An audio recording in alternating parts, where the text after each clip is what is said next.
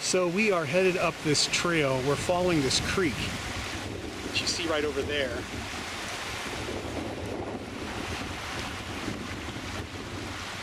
And we just came from that way. And supposedly there are 5 or 6 abandoned mines up here. We're not sure how accessible they are. We already know that one of them is blocked off and not accessible, but we're going to check the other 5, which are much further up the canyon. And this canyon becomes a slot canyon basically with the creek running through it, so we're going to have some water crossings and whatnot that might be kind of wild. Okay, the trail continues that way and we're going to pass by this huge monolith. Check that out.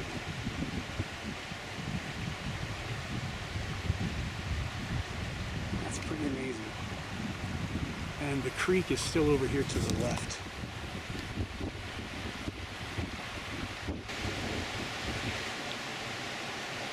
There's the back side of that monolith, and if you look over here, way up there is a natural arch in the rock. Looks like a big blue eyeball.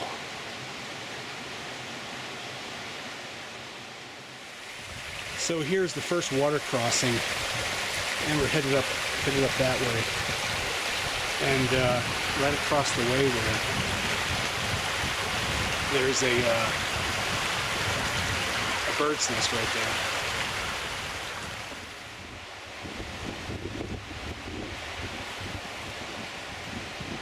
You can tell water used to come out of it. You can see what's left over. Okay, just came from that way. And another creek crossing. This is our 5th one, I think. Somebody placed a board here, so this one's a little bit easier. We don't have to step on rocks. But that's where we're headed.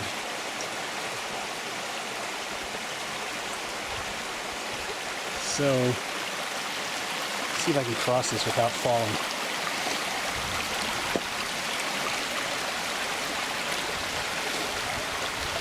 It's a little wobbly.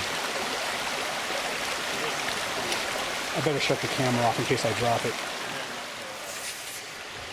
Okay, we're headed up the creek still, and right here in this pool of water is a drill bit from one of the mines further upstream that we're trying to get to.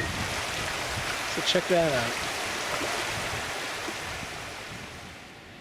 Okay, so the town site is further up this creek, but repeated flash floods washed down this giant safe that you see here. This thing's really heavy, and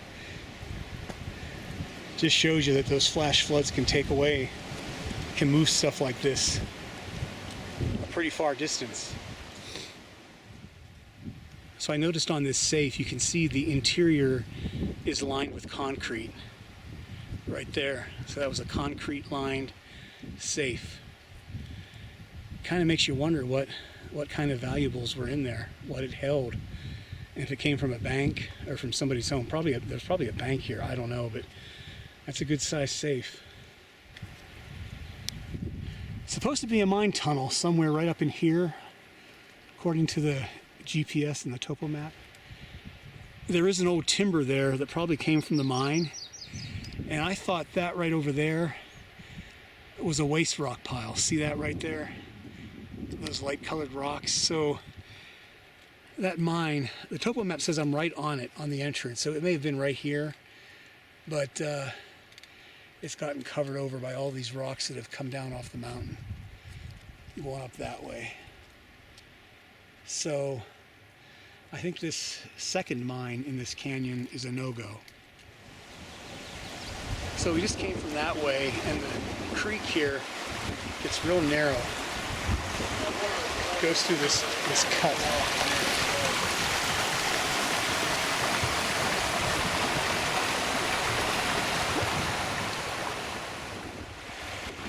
Okay, making our way up the creek to mine number 3.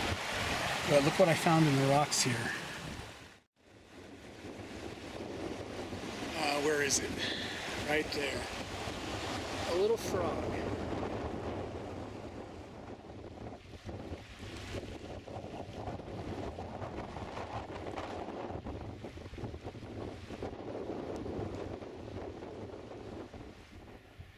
So here at mine number 3, we found an ore cart sitting out here.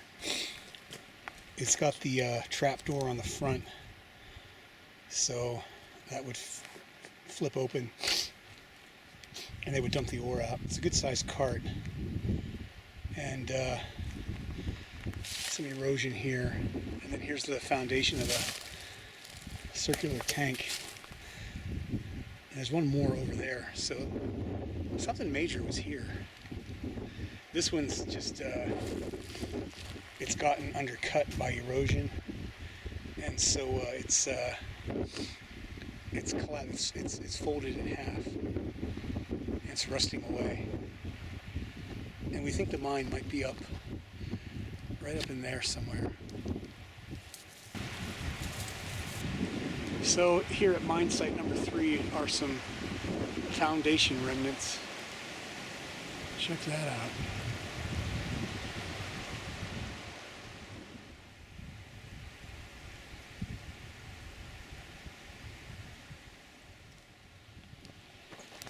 So we passed a couple coming back the other way down the trail, and they said the other 3 mines that were further up were basically inaccessible, and so we're going to call it quits and start heading back down the creek and trail to where we parked the vehicle.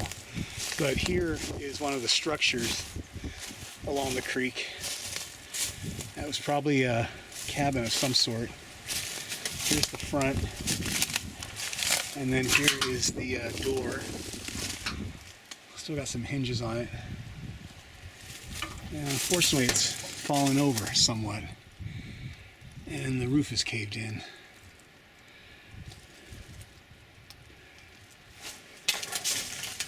But yeah, it's probably dates back to the 1860s or so, or something like that.